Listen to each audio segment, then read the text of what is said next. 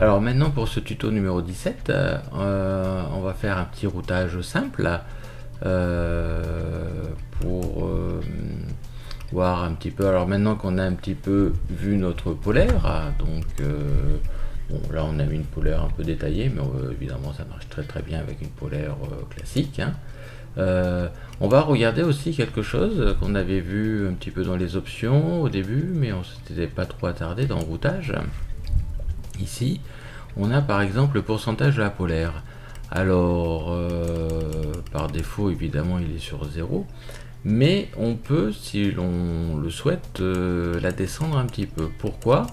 Parce que des fois, on peut estimer que notre bateau, nous on a des bateaux de croisière, donc on a des vieilles voiles, des voiles un petit peu usagées, des génois en rouleur, des grandes voiles en rouleur, donc du coup on est un petit peu moins performant. Donc le bateau peut être aussi lourd, on peut avoir tous les pleins, on peut avoir le bateau bien avitaillé, donc automatiquement on a un bateau un peu plus lourd que la classique, que la normale, puisque la polaire a toujours été optimisée un petit peu dans les meilleures conditions du bateau. Donc on peut, si l'on souhaite, diminuer un petit peu le pourcentage de la polaire. Moi j'aime bien le mettre, moi ça me gêne pas des fois. Bon, j'ai des voiles, elles sont un peu vieilles, alors bon, je le mets à entre moins 20 et moins 10%. Donc ici on a aussi la possibilité d'utiliser le facteur vague. Bon, en Méditerranée on sait que ça ne marche pas puisque on n'a pas de vague, de fichier vague, mais en Atlantique ça pourrait très bien marcher. Ici on a la possibilité, alors on a plusieurs options. Ici par exemple on peut avoir la force du vent qu'on veut accepter. Alors on va dire, si on est en course, on va mettre peut-être 45 nœuds de vent. Mais si on est en croisière et que l'on veut une croisière, on va dire le plus confortable possible, on peut par exemple mettre 20 nœuds de vent. 20 nœuds de vent, puisque ça sera du vent réel. En apparent, si on est au près, ça peut monter à 25 nœuds, donc ça nous fait de suite un riz, 2 riz, génois bien enroulé, donc ça fait déjà un bateau qui gîte bien au près et qui devient un peu moins confortable. Donc on va dire 20 nœuds, c'est vraiment le maximum qu'on puisse accepter si on veut avoir un minimum de confort. Pareil pour la force de vent minimum. Donc on peut éviter des calmes plats et mettre 5 nœuds de vent. La hauteur des vagues. Alors, comme toujours en Méditerranée, ça ne marchera pas, mais par exemple, si on veut, en Atlantique, si on veut ne pas dépasser 3 mètres ou 2 mètres de vague, le routage va nous contourner, on va dire, un petit peu le fichier météo pour éviter les 2 mètres de vague. Alors au niveau de la vitesse du vent, alors souvent des fois dans les fichiers météo, il peut arriver que le fichier soit un petit peu pessimiste, c'est-à-dire qu'en fait un fichier météo peut indiquer 20 nœuds de vent et qu'en réalité on peut avoir 25, 30 nœuds. Donc on peut aussi modifier la vitesse du vent en pourcentage et donc tout le fichier va augmenter ou diminuer en fonction du fichier météo. On peut aussi modifier la valeur, la vitesse en valeur, lui mettre directement 5 nœuds de vent supplémentaires. On peut décaler aussi le fichier météo, par exemple pour ceux qui sont un peu plus pointus au niveau météo. On peut s'apercevoir que le fichier météo a été un petit peu décalé, soit 2-3 heures avant. En fait, la météo arrive 2-3 heures avant, ou peut avoir du retard, arrivera 2-3 heures plus tard. Donc on peut décaler le fichier météo en heure, comme on peut le décaler en latitude et en longitude. Et aussi, on peut modifier la direction du vent. On aura souvent l'occasion, mais dans des routages un petit peu plus performants, on aura l'occasion de changer un petit peu la direction du vent. Voilà. Et pareil pour le courant. Voilà, donc là, après, ça reste par défaut. Voilà, donc ici on va tout laisser, bon on va mettre 22 devant pour l'instant, et sinon on va tout laisser par défaut. Et on va mettre 80%. Voilà. Donc je vais me remettre en planification. J'ai pris une météo ce matin, je crois. Donc voilà, elle va s'afficher. Ou là ça va être même... ouais, on a des moments où on a une vingtaine de nœuds de vent. Donc là, ça va être intéressant de voir, puisqu'en fait...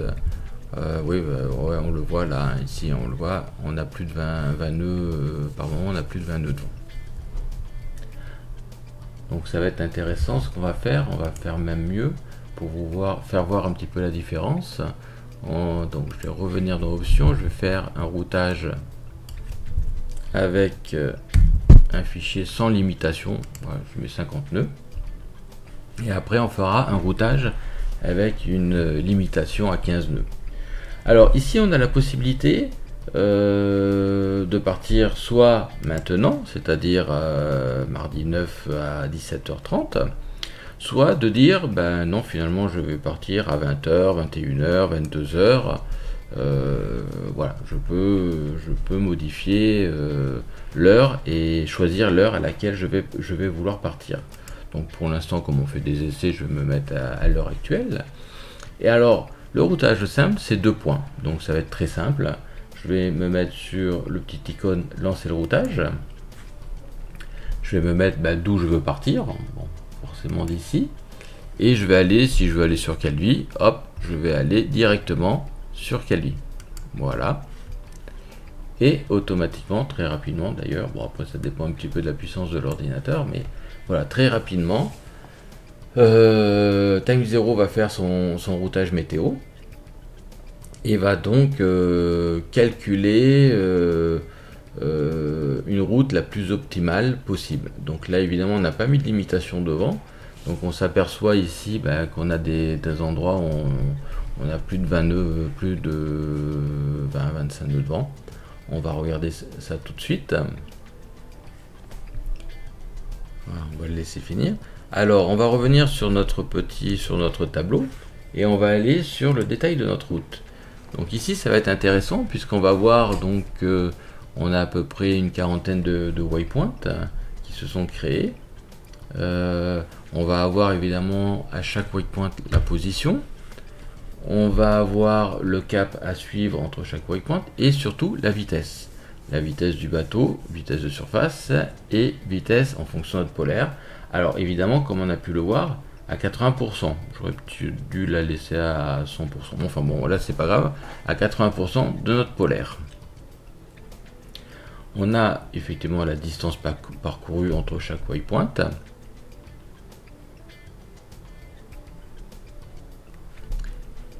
Et ici, on va avoir plusieurs détails. Donc ce qui va être intéressant, c'est le détail un petit peu de la météo. Et on va voir que on va en vrai un true wind speed. Au départ, on part avec 9-10 nœuds de vent.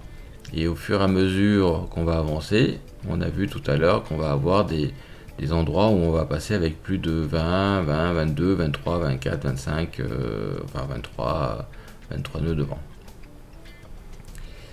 Alors ici dans cette option on va pouvoir voir aussi le style de voile qu'on va utiliser.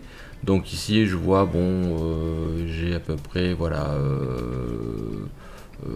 13 nœuds de vent apparents, hein, donc je suis à peu près au près hein, puisqu'on est on est à 35 degrés du vent apparent.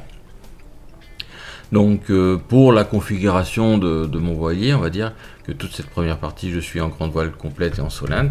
Après, je vais passer en un riz, 2 riz, trinquette, bon, évidemment, et génois grande voile solente et grande voile génois, et puis spi asymétrique. Alors, on va le voir ici. Alors, oui, je reviens un petit peu sur la fin de mon tableau, donc à 42 points. Ici, je vois qu'on va arriver donc le lendemain, mercredi 10 à 11h du matin. Oui, à 11h du matin. Et on aura mis 18 heures pour faire la traversée. Alors, je vais revenir dans Calque puisque maintenant on va s'apercevoir dans l'option routage, ici on a les isochromes, mais on peut avoir aussi la voilure. Ce que je vais faire, c'est que là maintenant je vais enlever la météo, voilà, et là on a la voilure. Donc ici, alors en fonction de notre code de couleur, on en avait déjà un petit peu discuté auparavant. Je vais revenir sur polaire et je vais voir sur voile. Ici j'ai un code couleur qui s'est affiché et on voit tout de suite en fonction des voiles. C'est pour ça que moi je suis, bon là actuellement on est surtout dans cette zone de couleur un petit peu bleu foncé. On voit tout de suite le style de voile que je vais avoir au fur et à mesure. On va étudier maintenant le routage avancé.